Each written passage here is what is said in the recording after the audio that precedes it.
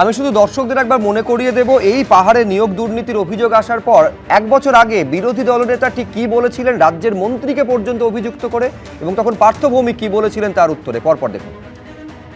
অরূপ বিশ্বাস এবং পার্থ ভৌমিক, অরূপ বিশ্বাস সরাসরি যুক্ত এবং যে বিপুল পরিমাণ টাকা রিক্রুটমেন্টে তোলা হয়েছিল এর বড় অংশ অরূপ বিশ্বাসের হাত দিয়ে কলকাতায় এসেছে। আমি মানহানি মামলার চিঠি পাঠাচ্ছি শুভেন্দুবাবুর কাছে। ইচ্ছাকৃতভাবে আমার সব স্বচ্ছ ভাবমূর্তিকে মেলাইন করার উদ্দেশ্য প্রণোদিত চেষ্টা। অরিন্দম দা, দেখুন, ওনার যে বক্তব্যগুলো রাখছেন, উনি মানহানি মামলা করবে। উনি যদি বক্তব্য রাখেন বিরোধী দলনেতা, আপনি জানেন আমাদের ভারতীয় সংবিধানে একজন মুখ্যমন্ত্রী যতটা নাকি গুরুত্বপূর্ণ, বিরোধী দলনেতাও কিন্তু ততটাই গুরুত্বপূর্ণ। উনি যদি বলে থাকেন, ওনার দিক থেকে বলেছেন, দাদা যে বলেন কৌশিকবাবু, তার এগেনস্টে ডিফার্মেশন কেস হবে, তথ্য প্রমাণ হচ্ছে না কেন। কিন্তু আমি মনে করি যে আজকে যেভাবে দুর্নীতিটা এসছে, আমরা যারা পুলিশের চাকরি করেছি আমরা জানি হোয়াট ইজ ক্রাইম। আমরা জানি omission and commission punishable by law is crime. অতএব এই ক্ষেত্রে যেটা বলা আছে করো, যদি না করে, যদি বলে যে করবে না, যদি করে, তার যদি আজকে পানিশমেন্টের ক্রাইম, আপনি কি বলতে চাচ্ছেন বিভিন্ন জায়গায় ভারতের আজকে বিচারপতিদের দায়িত্ব হচ্ছে গিয়ে কীভাবে ক্রাইমটা কন্ট্রোল করে তাদের শাস্তি দেওয়া। অনেক জায়গায় আমরা দেখছি সেই শাস্তির বদলে তাদের পুনর্বাসন এবং তাদের পরিবারের পুনর্বাসনের চিন্তা ভাবনা করছে।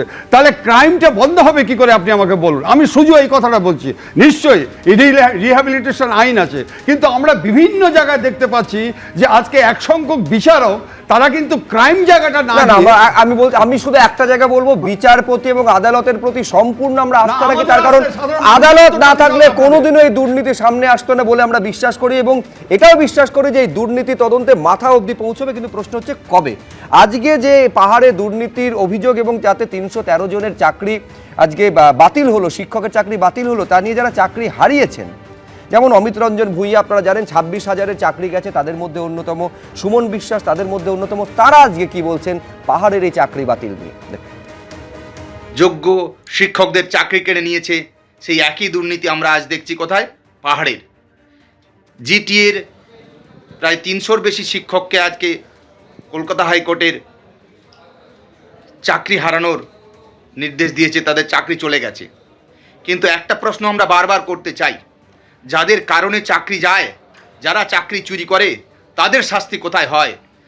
শুধু কি বিচার ব্যবস্থা, শাসন ব্যবস্থা শুধু কি সাধারণ নাগরিকের জন্য, সাধারণ শিক্ষিত নাগরিকের জন্য, সাধারণ শিক্ষিত যোগ্য শিক্ষকদের জন্য? এই দুর্নীতিতে আমাদের কোনো ভূমিকা ছিল না, আমরা কোনো জড়িত ছিলাম না।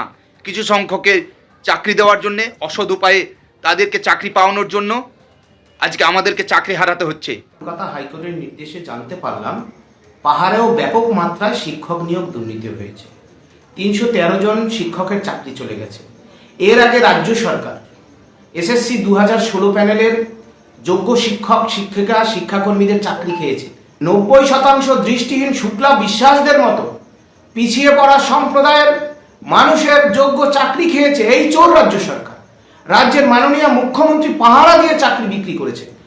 আমরা এই চোর সরকারকে ধিক্কার জানাই।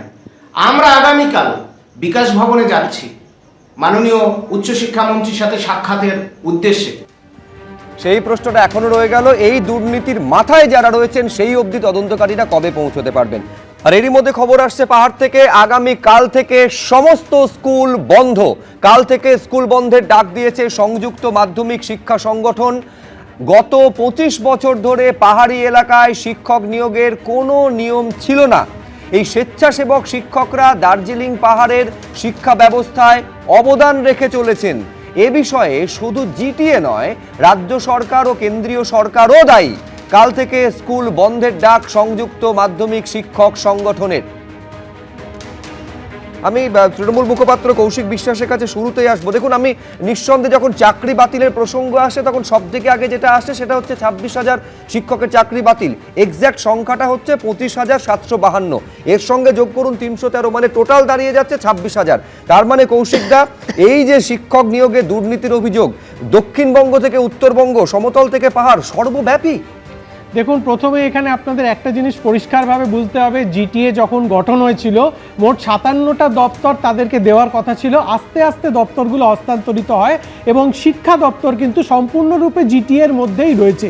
ফলে সেই দিক থেকে দেখতে গেলে এই যে নিয়োগ হয়েছিল সেই প্রক্রিয়াটা কিন্তু সম্পূর্ণভাবে জিটিএ করেছিল, রাজ্য সরকার নয়। পয়েন্ট নাম্বার 1, আপনি যখন 26,000-এর চাকরি বাতিলের কথা তুললেন, নিশ্চিত করেই আপনি নিশ্চয়ই 32,000 প্রাথমিক শিক্ষকেরও হাইকোর্টের রায়টা জানবেন।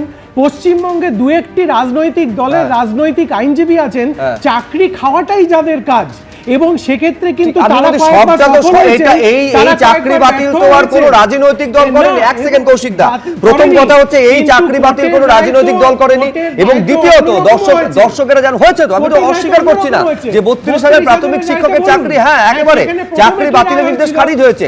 কিন্তু আমার প্রশ্ন হচ্ছে এই যে তদন্ত পাহাড়ের শিক্ষক নিয়োগ দুর্নীতির, আমি দর্শকরা জানবেন যে 3টে বেনামি চিঠি তদন্তের আওতায় এসেছিল, সেখানে শাসক দলের নেতা থেকে শুরু করে একাধিক প্রভাবশালী নেতা থেকে শুরু করে মন্ত্রীর নাম এসেছিল। এই কারণে প্রশ্নটা উঠছে যে শিক্ষক নিয়োগ দুর্নীতি পাহাড়ের ক্ষেত্রে সেখানেও কি তার মানে শাসক দলের যোগের অভিযোগ রয়েছে?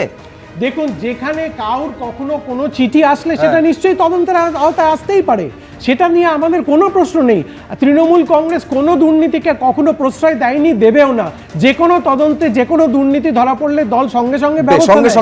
কিন্তু কথাটা হচ্ছে 32,000-এর চাকরি যেভাবে রিইনস্টেটেড হলো সেটাও একটু বলুন। আর পাহাড়ে উনি নিজেই বললেন, শুনলেন 2002 সাল থেকে আমরা তো ক্ষমতায় এসেছি 2011-এ সরকারে এসেছি আমরা। পাহাড়ের এই যে সমস্যাটা, এটা আবারও দেখিয়ে দিল যে কিরকম দ্বিমাত্রিক সুলভ সম্পর্ক মুখ্যমন্ত্রীর পাহাড়ের সঙ্গে। যদিও উনি এসেই বললেন পাহাড় হাসছে, জঙ্গল হাসছে, কিন্তু আবারও এই যে 300 কত লোকের চাকরি বাতিল গেল এবং আবার পাহাড় বন্ধ হবে, এবং যে জিটিএর যে রিপ্রেজেন্টেটিভ সে মুচকি মুচকি হেসে বলছে রুলই নেই। মানে 15 বছরে একটা কোনো এসওপি পর্যন্ত রাজ্য সরকার ফর্ম করতে পারলো না। জিটিএ আমি 15 বছরের কথা, আপনারা 15 বছরের হিসেবটা দিন, বাকি 10 বছর সিপিএম তো হিসেব দেবে না, কারণ সিপিএমকে মানুষ বের করে দিয়েছে, সেটা নিয়ে আমি কথাই বলছি না। আমি বলছি যে এই যে গত 15 বছর ধরে জিটিএ ক্রিয়েট করেছে মমতা ব্যানার্জি, কিন্তু জিটিএর বেসিক এসওপি গুলো মাথায় রাখতে হবে শতরূপাদি, সেটা দার্জিলিং থেকে শুরু করে উত্তরবঙ্গ, এটা কারা দাবি করে আমাদের শক্ত ঘাঁটি বলে? না, এক সেকেন্ড, আমি বলছি সেখানে যদি কোনো দুর্নীতি হয়, বিজেপি সেখানকার, আপনারা দাবি করেন পাহাড় আপনাদের শক্ত ঘাঁটি, তাহলে কেন বিজেপি সেই দায় অস্বীকার করতে পারে নাকি? এই তো যে পাহাড়ে ডাক দেওয়া হয়েছে স্কুল বন্ধ রাখা, তাহলে কি বক্তব্য? রাজ্য কেন্দ্র উভয় পক্ষই দায়ী।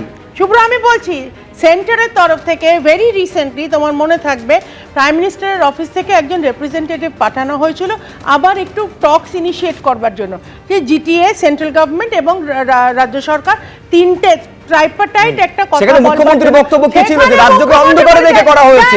না, রাজ্যকে অন্ধকারে রেখে করা হয়েছে। বিজেপি পশ্চিমবঙ্গকে ভাঙতে চাইছে, যেটা আমরা হতে দেব না। থামুন, আজকে যতবার কেন্দ্রীয় সরকার চেষ্টা করেছে যে জিটিএর সঙ্গে কথা বলার, এগুলো মিথ্যে কথা, গলাবাজি করে লাভ নেই। গলাবাজি আমিও করতে পারি, পশ্চিমবঙ্গকে ভাঙার চেষ্টা করেছে, যেটা আমরা রুখে দাঁড়িয়েছি। আমরা সেটা মানব না, আমরা সেটা আমাদের সঙ্গে আলোচনা না করে ইন্টারলকুটার আমরা মানব না। পশ্চিমবঙ্গকে আমরা বিভাজিত হতে দেব না।